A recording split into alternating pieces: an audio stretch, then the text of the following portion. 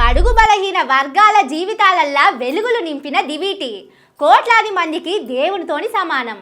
ఇవాళ మనం ఇంత ధైర్యంగా నిలబడుతున్నామంటే మాట్లాడుతున్నామంటే ఆయన ఆలోచననే. ప్రపంచమంతా ఆయనకు చేతులెత్తి మొక్కుతుంది, సాగిలబడి దండం పెట్టుకుంటుంది.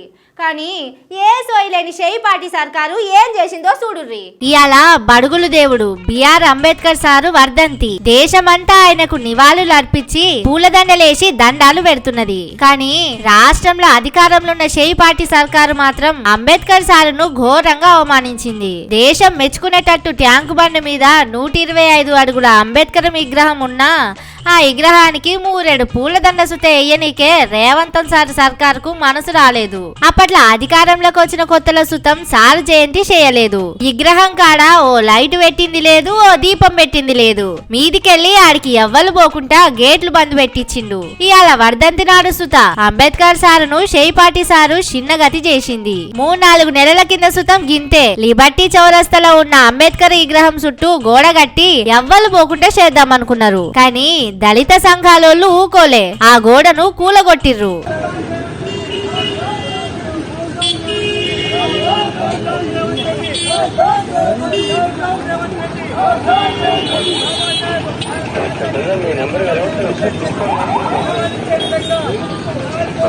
ఇగో ఇయ్యాలనన్న కనీసం పెద్దయిన విగ్రహానికి నివాళులు అర్పించుకునే ఛాన్సే లేకుండా అంబేద్కర్ విగ్రహం చుట్టూ పోలీసు బందోబస్తు దింపిండు రేవంత్ సారు. వేరే టోళ్లను పోనీయకుంటవాయే. కనీసం ఆళ్ళన్న లైటో దీపమో పువ్వో పత్రమో పెట్టిరా అంటే అది సుతం లేదు. నిత్తే ఆయన రాసిన రాజ్యాంగం చేతుల పట్టుకొని ప్రజాస్వామ్యం రాజ్యాంగం అని కాంగ్రెస్ పార్టీ పెద్ద లీడరు రాహుల్ గాంధీ సారు చెప్పుక తిరుగుతాడు. ఈడ రాష్ట్రంలోనేమో గదే షేయిపాటి సీఎం రేవంత్ సారు ఆ రాజ్యాంగం రాసిన అంబేద్కర్ సారును అడుగడుగున అవమానం చేస్తున్నాడు. ప్రజాపాలనలా ప్రజలకు హక్కులు స్వేచ్ఛ ఉంటది అని తెలియజెప్పిన రాజ్యాంగ రూపకర్త అంబేద్కర్ సారును గౌరవించుకునుడు ఉండదేమో అని జనాలు అనుకుంటున్నారు.